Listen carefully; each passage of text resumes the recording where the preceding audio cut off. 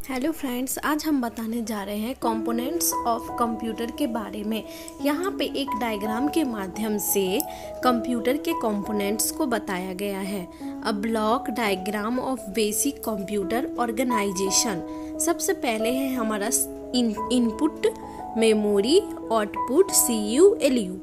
Input का मतलब है जब हम कोई भी डेटा इनपुट करते हैं तो वो मेमोरी में स्टोर होता है और वो प्रोसेस होके उसका आउटपुट निकलता है। और सीयू और एलयू जो है वो भी एक मेमोरी का ही पार्ट है। जो स्टोरेज डिवाइस है वो सीपीयू है।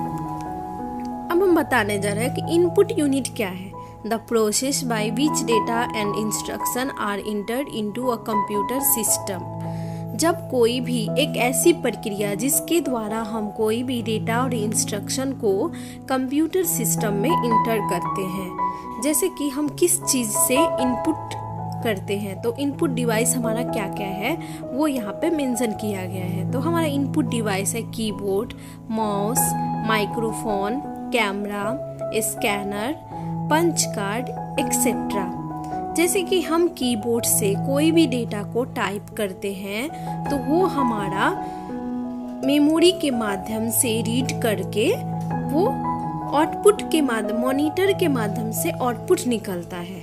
ओके, तो यही है हमारा इनपुट यूनिट। जैसे कि कोई भी डेटा को हम इनपुट देते हैं। अब है हमारा आउटपुट यूनिट। आउटपुट यूनिट क्या है? आउटपुट यूनिट है the process by which useful information generated inside a computer systems gives the result of output. जब हम कोई भी यूजफुल इंफॉर्मेशन को कंप्यूटर सिस्टम में देते हैं तो वह उसका रिजल्ट आउटपुट के माध्यम से निकालता है। Example monitor. जब हम कीबोर्ड से कोई भी डेटा को इनपुट करते हैं तो प्रोसेस होके उसका आउटपुट मॉनिटर के माध्यम से निकालते हैं। और दूसरा एग्जाम्पल है printer, scanner, speaker, headphone etcetera. उसके बाद है हमारा storage unit like memory. The process by which data and instruction are saved inside a computer system। जब हम कोई भी डेटा और इंस्ट्रक्शन को कंप्यूटर सिस्टम में सेव करके रखते हैं, स्टोर करके रखते हैं, तो वो हमारा स्टोरेज यूनिट कहलाता है। Example RAM, ROM, hard disk, pen drive, SD card, magnetic disk etcetera. जैसे कि हम रैम और रोम में कोई भी डेटा को संरक्षित करके रखते हैं और हार्ड डिस्क में हमारा जितना भी ड्राइव होता है, डिस्क ड्राइव होता है, वो सब भी सेव रहता है। और पेन ड्राइव के माध्यम से जब हमारा कोई भी डेटा स्टोर रहता है तो हम पेन ड्राइव के माध्यम से कहीं पे भी हम अपने डेटा को निकाल सकते हैं। ओके, उसके बाद है हमारा CPU the central processing unit. CPU comprises of the control unit and arithmetic logic unit। तो CPU हमारा है सेंट्रल प्रोसेसिंग यूनिट जो कंट्रोल यूनिट और अरिथमेटिक लॉजिक यूनिट को मिलके बनाया है।